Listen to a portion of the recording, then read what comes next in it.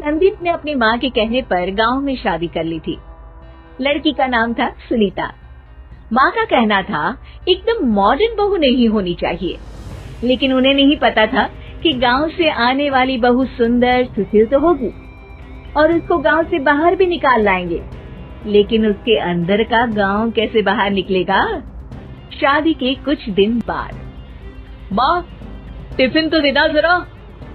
बेटा अब तो स्कूल नहीं ऑफिस जाता है, माँ से नहीं अपनी बीवी से टिफिन मांगा कर। ओके माँ। सुनीता टिफिन ले आओ। 1 किलो टिफिन, इसके अंदर पिस्ता डाल दिया है। पिस्ता? पिस्ता क्यों? सास जी ने बोला था ना कि आपको पिस्ता बहुत पसंद है। ओहो, मैंने पिस्ता नहीं पास्ता बोला था, पास्ता। पास्ता? कहीं होता है पास्ता? अरे बेटी तू रहने दे, मैं बना दूंगी। अच्छा किया कि पाव भाजी बनाने का नहीं बोला, वरना किसी के पाव बना देती है। सुनीता को बुरा लगता है, लेकिन उसकी नादान हरकतें कम नहीं होती। ऐसे ही एक दिन, अरे तुमने ये क्या लगाया है? अरे आप वो फूस फूस करके लगाते हैं ना, वही। डियो? कहाँ दियो? किसको दियो? अरे वही ना जिससे खुशबू आती है। हाँ सही पकड़े हैं। अच्छा लेकर तो आना। कौन सा डियो लगाया तुमने? अभी लेकर आते हैं जी। संदीप की बात मानकर सुनीता अंदर से खुशबू वाला फुसफुस लेकर आती है। OMG! OMG मतलब ओ माय गणेश ना। अरे OMG छोड़ो, और ये खुशबू वाला फुसफुस की बात कर रही थी तुम? हाँ, इसी की फिर से सही पकड़े हैं। अरे देवी, लेकिन आप सही नहीं पकड़े हैं, ये डियो नहीं है। डियो नहीं है तो क्या लियो है? अरे ये रूम फ्रेशनर है, जिसको कमरे में छिड़कते हैं, खुद पर नहीं। कोई बात नहीं, माँ कहती थी आत्मा किराएदार है, शरीर एक किराए का कर्म। हम शरीर पे ये डाल लिए तो क्या फर्क पड़ जाएगा। अरे बहू, ओ बहू, मेरे लिए फल तो ले आ, फिर मैं बाजार जाऊंगी। सुनीता अपनी सास के लिए फल लेकर आती है। अरे बेटा, पपीता, तरबूज और सेब फल ऐसे कैसे खा लूं? काट कर तो ले आ।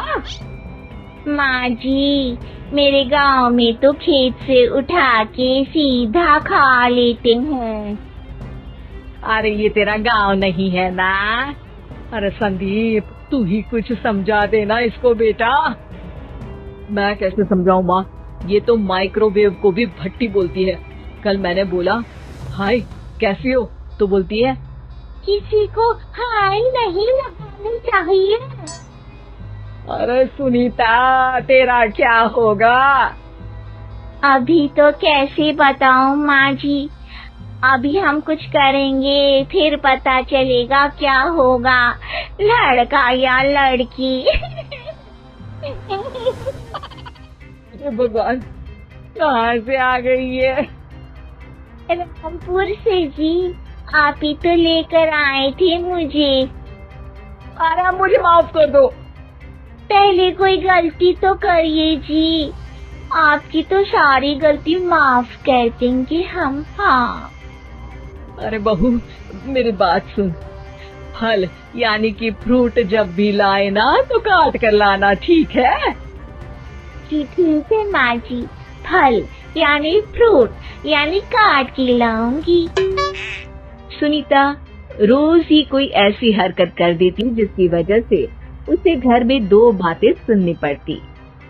एक दिन, माँ मेरे बॉस घर पर आने वाले हैं शाम को, उनका बर्थडे है, फैमिली साथ नहीं रहती उनके, तो यही पार्टी कर लेंगे। उनको अच्छा लगा तो शायद मेरा प्रमोशन भी हो जाएगा।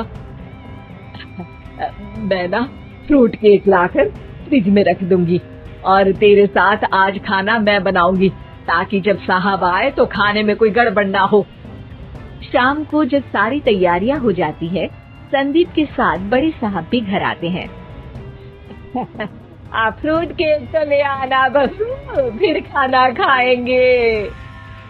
अरे इस सब की क्या जरूरत थी, आपने बुलाया वही काफी है।